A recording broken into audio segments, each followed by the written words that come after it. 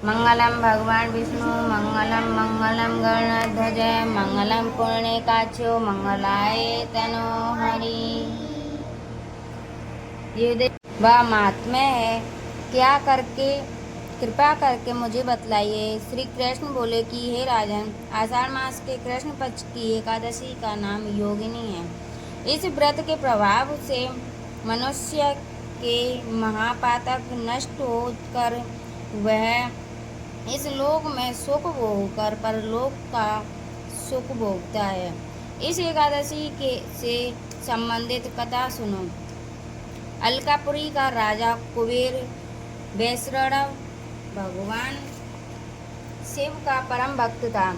उसके यहाँ हेमाली नामक एक यक्ष पूजन के लिए सदैव पुष्प लाया करता था। उसकी पत्नी विशालाक्षी रूपवती थी। वह यक्ष पत्नी के प्रति अति कामसक्त रहता था। एक दिन हेमाली मानसरोवर से पुष्प लाकर घर पर ही रुक गया और पत्नी से रमण करने लगा। दोपहर तक भी वह कुबेर के पास नहीं पहुंचा तो कुबेर क्रोधित हो गया। उसने अपने सेवकों को उसकी खोज करने के लिए भेजा तो सेवकों ने आकर बताया कि राजन, वह अभी तक अपनी पत्नी के संग रमण कर रहा है। यक्षों की बात सुनकर कुबेर और भी क्रोधित हो गया और उसने हेममाली को शीघ्र बुलाने के लिए सेवकों से कहा। हेममाली कुबेर के सामने उपस्थित हुआ तो कुबेर ने क्रोधावेश में उससे कहा कि पापी नीच, तूने मेरे भगवान का निरादर किया है। मैं तुझे शाप देता हूँ कि तू स्त्री के वियोग का दुख भोग और मृत्यु लोक में जाकर कोढ़ी हो जा।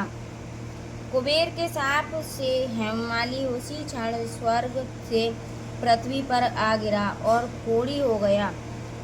उसकी पत्नी भी उसी समय लुप्त हो गई।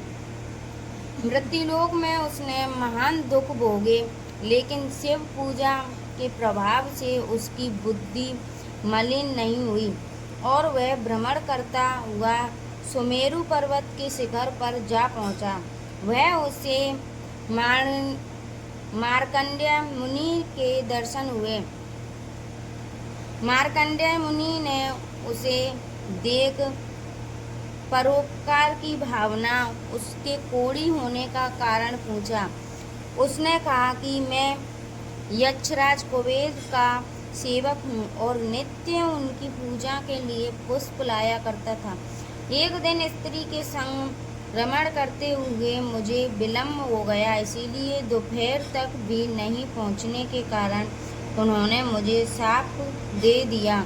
उसी शाप को मैं भोग रहा हूँ। अब आप कोई उपाय बतलाइए जिससे मेरा कल्याण हो जाए। मार्कंडेय मुनि बोले कि तुमने सब कुछ सत्य कहा है, अतः मैं तुम्हारे कल्याणार्थ उपाय बतलाता हूँ। तुम आषाढ़ मास के कृष्ण पक्ष की योगिनी एकादशी का विधि विधान से व्रत करें, इससे तुम्हारे पापों का नाश होगा। सुनकर हेममाली को बड़ी खुशी हुई। मुनि के कथा अनुसार योगिनी एकादशी का व्रत श्रद्धा भाव व विधि विधान से किया। उसके प्रभाव से वह पहले की तरह स्वस्थ व सुंदर हो गया और अपनी स्त्री के संग विहार करने लगा। योगिनी एकादशी का महापुण्यदायिनी पापनाशिनी है। इसकी कथा पढ़ने सुनने से पापों का नाश होता है और मनुष्य अंत में स्वर्ग का सुख पाता है। बोले सत्यनारायण भगवान की जय।